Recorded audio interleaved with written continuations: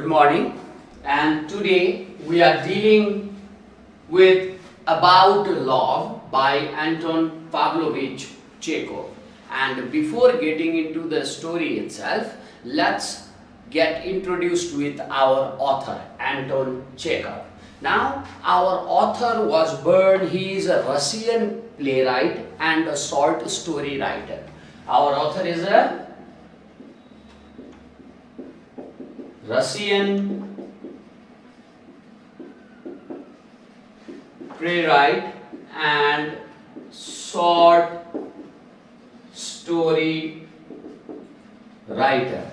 Now, our author was born in 29th January 1860 and he passed away in 15th July 1904. So this is about our author. He was Russian dramatist as well as a short story writer. Born in 29 January 1860 and passed away. He walked onto the stage of heaven in 15th July 1904. Beside this, what we need to know is once what our author said is, medical is my lawful wife and literature is my mistress. He once said in interview that medical is his lawful wife, medicine is his lawful wife, and literature is his mistress. What does this mean? He was a medical doctor. He was trained as a medical doctor and he also initiated his career as a medical doctor, but later he turned into a writer. What happened is he initiated his profession as a writer when he was studying medicine in Russia, right? When he was studying that in Moscow.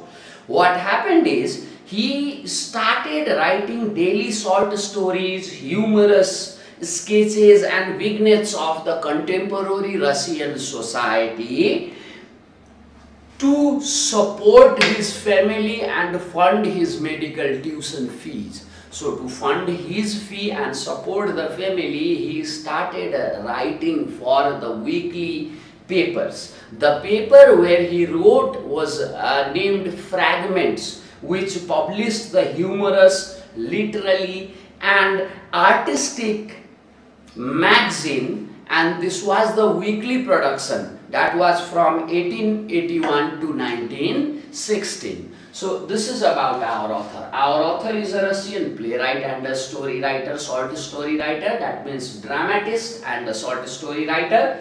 So after that he is born in 29th January 1860 and passed away in 15th July 1904. Beside this, our author was a medical doctor, but he shifted into the profession of writing gradually. What happened is, while he was studying medicine in Moscow, he had to afford his family and also afford his own tuition fee. So to do that, he started writing humorous, he started writing humorous sketches and the vignettes of the society of the time, of his contemporary Russian society. And this was published in a weekly magazine named Fragments. So this is how our author ventured into the career of writing, and later on, after completing the medical school and practicing medicine for some years, he devoted himself completely to writing. Now, his writings can be best described by the phrase short and sweet. Short and sweet. So, his writings, what is the feature of his writing? What is his writing style, if someone asks? Then we can describe his writing best with this phrase, short and sweet. That means he always keep up with the content. He always keep up with the content. Content was never missing there. He always kept up with the content, but works are short in length. Works are short in length. Now, after this, after knowing that he writes stories, short stories but full of content, packed with the punch of content, right? But the length is very short. Now, how he does that? Okay, beside this, beside his shortness and preciseness of writing, we can say this to the point. To the point. He do not keep on describing and talking about the unnecessary elements of the story. So whatever he does, every words have their meaning, every words are contributing to the content of the story. Beside this, what we also need to know is, he also used this technique called stream of consciousness. What is a stream of consciousness? We have the interior monologue, that is the pattern of thought moving in our brain, random, irrelevant to time, irrelevant to the context, right? So these thoughts in the brain do not follow the specific pattern of time. It neither follows the ordered pattern nor it follows the pattern of time. It is all chaos, random, zigzag, haphazardous, right? I am here, but I can be in my childhood, inside my head. Like yesterday what we learned, that old man, the pensioner, was old, but still the memories were in his head. So it means past, present, future, everything are fused in our thought, right? Here, standing here, I can be in my childhood and I can imagine about my old age in this brain head, right? So our thoughts do not follow the pattern that we make sense of in the physical world. It's all haphazardous, chaos, random, irrelevant of time and context. This is the interior monologue, the pattern of the thought that pops up into our head. Now this thought is brought into literature through the technique called stream of consciousness. It is about presenting the interior monologue in the form it has appeared, not in the conventional plot structure where it follows the sequence of starting, middle and the end point, right? It can be end at the beginning, start at the middle, and then the middle at the start at the middle and then middle in the last. So this can happen in our thought. So he also pioneered this. He also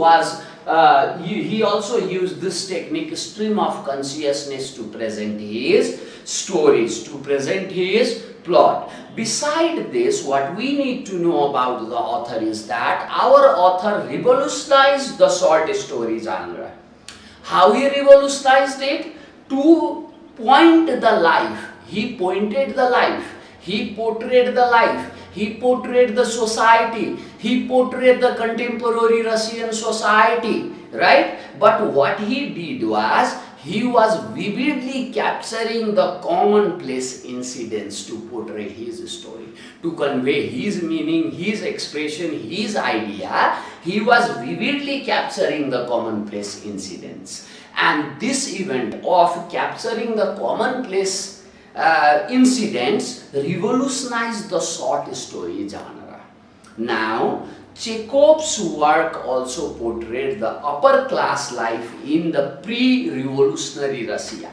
At the time when Russia was in the eve of revolution, Russia was under the Tsar rule, right? And the Tsar were supporting the aristocracy. They were not, say, in favor with the lower class people. And Bolshevik revolution, those revolutions happened there by Lenin, right?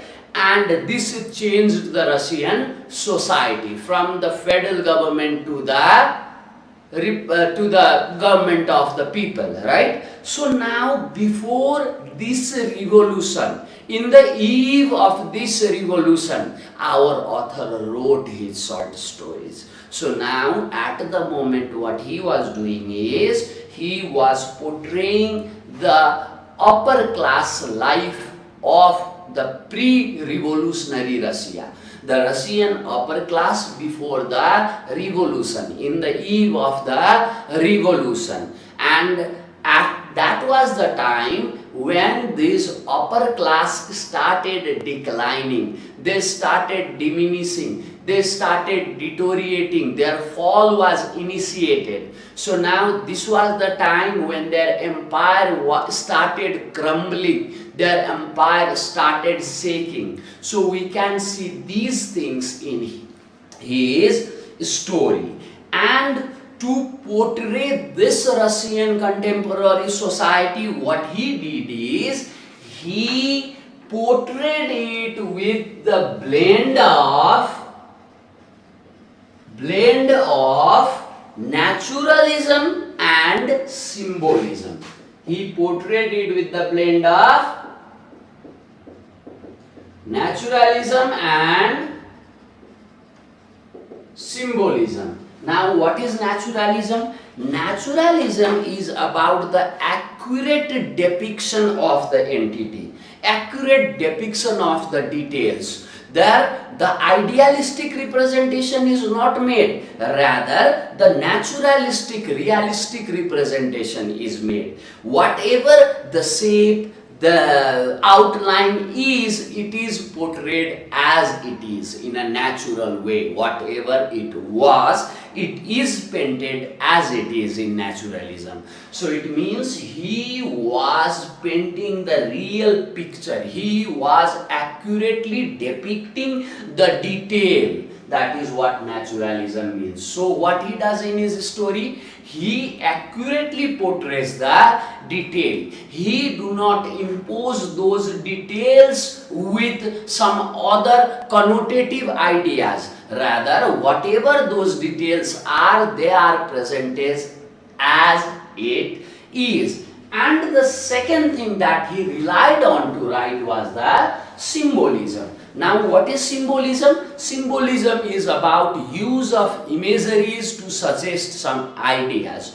To suggest some other idea, to hint some other ideas, I take the object which is other than the idea represented. For example, if I take a rose, right? And now I relate this rose to love. My love, I am now using the symbol rose. I am saying instead of my love, I am saying my rose. Now what I am doing? I am referring to my love with this entity called rose, which is other than the rose itself. So what I have done is I have assigned the idea of love to rose. And this rose is an image that is suggesting me some other idea. For example, for the foolishness we use owl. Owl is suggesting us some other idea. It is suggesting us the foolishness. So what he does is, in his writing we can see this blend of symbolism and the naturalism. He depicts the accurate picture, but he depicts it with the help of symbols, the imageries,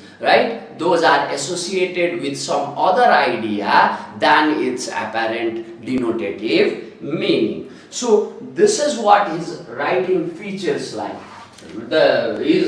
Features of his writing is, he writes short and sweet, full with the content, and works are short in length. Beside that, he describes to the point, he talks to the point, and no unnecessary cliches are in his writings. Beside that, we also see the blend of naturalism, the realistic representation, and also representation of ideas through the use of imageries. We see the blend of naturalism and symbolism in his story. Now, there is another mode that he revolutionized. What he revolutionized is the heroes. Before him, heroes used to be of a high burn quality. Hero used to be someone who can fight and win over the adversities. Hero was the strong person, not the feeble little man. Hero used to be the large man with grandeur, right? But his heroes were not conventional. His heroes are not conventional. Grand, big man with the quality of the knights and the kings. His heroes were not like that. His heroes were not with the grandeur. His heroes were not the great men like gods and knights. Rather, his heroes are the everyday people like you and me, like us, struggling people, the common man, the little people, hopeful and paving the path, living at the mercy of forces almost always too strong for them. So what type of heroes he come up with? He come up with the common man who is struggling, fighting against the force. They are too stronger than themselves. Now if I start fighting with the education system, this force is stronger than me. There are lots of people and I am a very smaller drop of water in the ocean of education, right? So I am feeble. In this condition I am feeble and the force that I am fighting is too strong. So his heroes were those people, the common man, the struggling people, the man from the street, the man from the everyday life, not the man from the royal palace, not the man valorous and chivalrous in the war, not the great knights, not the godly figure. Rather, a common man, a common people were his heroes who were fighting the forces that were too strong for him to overcome. Now, this is all about our author. Beside this, getting into the story about love, what we need to know is a technique of writing that is called the framing technique. Now he, our author, Anton Chekhov, has used this framing technique to tell us the story about love. Now what is this framing technique? Framing technique can be described or can be explained as a story within a story. For example, let's see this way.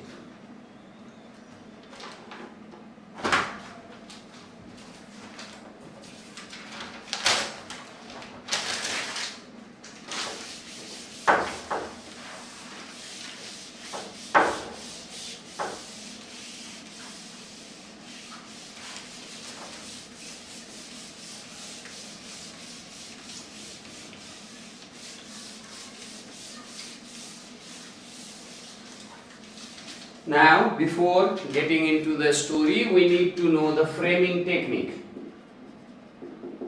or framing story, or what is this? He has used this technique to write this story about love. What is this? See, it's a framing story, means a story within a story. Let's take an example. See, this is a scenario and I am here sitting with my friend and we are talking. This is our story. This is one story. I and my friends, two of us, walked from Kathmandu to Gosaikunda, and from Gosaikunda to Yala Peak, and in Yala Peak we sit down for a talk. This is the one level of a story, right? And now when I am talking with my friend, I told him my story, how I became a teacher, and then we returned back again. We again started our journey. So see here. Here are two stories. One story is that of our travel, right? And the second story is inside this story, when I am telling my friend how I became a teacher. this is the second story that is framed by the first story, that is enveloped by the first story. So here is also a story, that is how I became a teacher. But this story is narrated by a character to another character, right? So whenever we see this type of a story enveloped within a story, we call it a framing technique or a framing story. Here too, our character Elohim, Ivan and one other guy, they sit for a talk. They sit at a breakfast table and they talk to each other. That is one story, right? One plot. And now while talking, this Elohim now tells them about his love story. Now this is the another story that is within the story. This story is framed by the other story. So this is called the framing story. When one story is enveloped by the other story. The best example of framing technique that we find, okay, let it be. Anyway, let's go. How this framing technique is employed or implied in the literature. First, the one way is a character starts telling a story to another character. You have two characters like me and my friend. We have a story, a trekking to Gosaikund and a returning back to Kathmandu. This is one story. And within this story, I narrated my journey into the education system to my friend, right? This is one story. So what is happening here is a character. I am a character of the story and I start telling other story to my friend. This is one of the technique. How this framing technique is used, applied in literature. First is a character starts telling a story to the other character. There is a character and that character now tells the story to other character. We have this framing stories in abundance in our ancient Sanskrit literatures. You come to Mahabharata, you keep on flowing with the one story and suddenly the character tells you about someone else's story, right? So that is the framing story, a story within a story. And there is another way, okay? Now the character sits down. There is another way to have this framing, to frame a story. What I can do is, I can sit down and start writing or telling the story to the audience. I am a guy and this is the story that I came, sit here and now I am talking to the audience. This is one story. And within this story, what is happening is I am telling another story or I am writing another story. So this is how the framing story is presented. Either the character sits down and starts writing or telling a story to the audience and we come to know what he is writing and what he is saying. Like in, say, in a Crab's Last Step also, there is a drama called Crab's Last Step. What happens there is a crab who comes and listens to every tape that he has recorded in his birthday. Now there is one story, that is the story of his old days. He is there eating banana, moving in a room and listening to the cassettes. This is one story, and within this story, when we listen to his tapes, we come to know the other story, right? So what is Crab doing is, Crab is letting us hear the sound from the tape recorder. That tape recorder is a character and that character is telling us some other story, right? So in this way, one mode is when two characters come into interaction and tells the story. Other mode is when the character comes, sits down, start writing the story and audience know what he is writing, or this guy tells the story directly to the audience. This is how the framing technique is applied in literature. Now, what this framing technique does is, this technique leads reader from the first story to the other.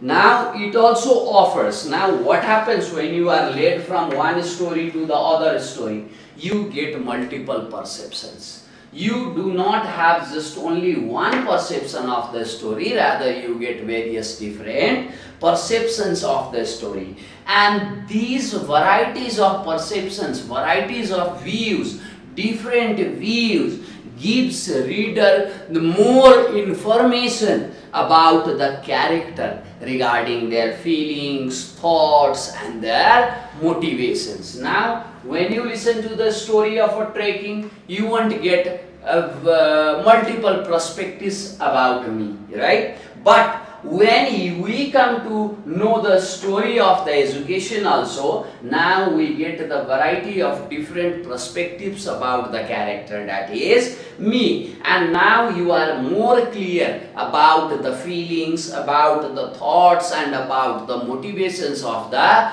character. So this framing technique, leading character from one story to other story, actually provides the reader with multiple layers of perspectives, with a variety of different perspectives in concern to their character. They are clear about the feeling, motivations and also about the thoughts of the character. This is all about the author. What we know about the author is, our author was a Russian chap, and this author was born in 1860 and he passed away in 1904. Beside this, our author was a medical doctor, but he was also a writer and later left the medical career for writing, right? He once said, medical is my lawful wife and literature my mistress. So he initiated into the profession of writing. How he initiated? He was initiated to afford his family and afford his tuition fee. He used to write for the weekly magazine named Fragments. He wrote humorous, literary and artistic vignettes that portrayed the contemporary Russian life, right? So beside this, describing his writing style, what we can say is his writing style can be best described by the phrase short and sweet. And short does not mean that he lacks the content. The content is lacking. Content is in abundance there. Content is up to the brim there. So content is full there, but the length is short, right? So he keeping up with the content, his writings are short in length, that is short to the point. Not only that, our author revolutionized the short story genre. How he revolutionized it? By pointing or by portraying vividly the commonplace incidents to portray the life. Not only that, but also our author portrayed the Russian society, the upper class Russian society, and he did this portrayal of the society with the blend of symbolism and naturalism. Naturalism means the realistic representation as the entities are, and symbolism means when the ideas are referred with some other images. Now, next thing that we need to know is his heroes are not conventional with the grand stature, with the godlike attitudes and the attitudes of knights. His heroes were not grand personalities. His heroes were small common men like us who are struggling,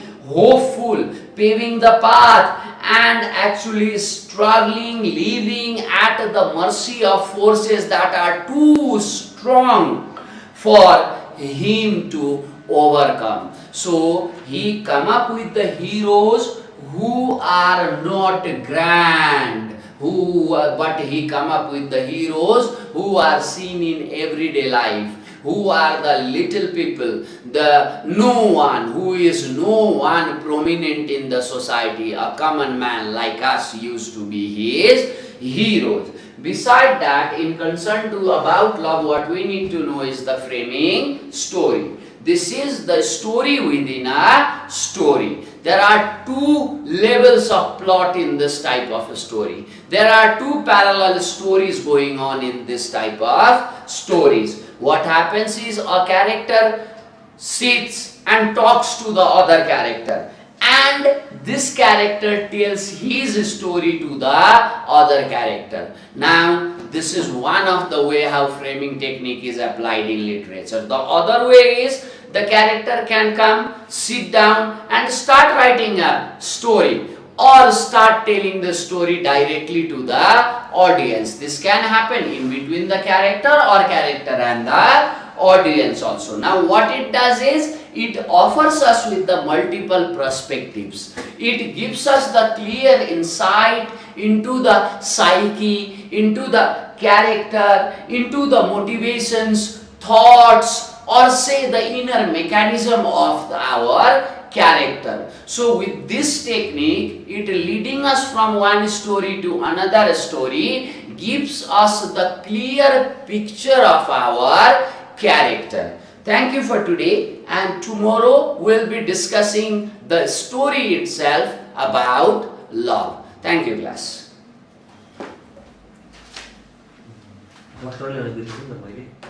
डॉक्टरले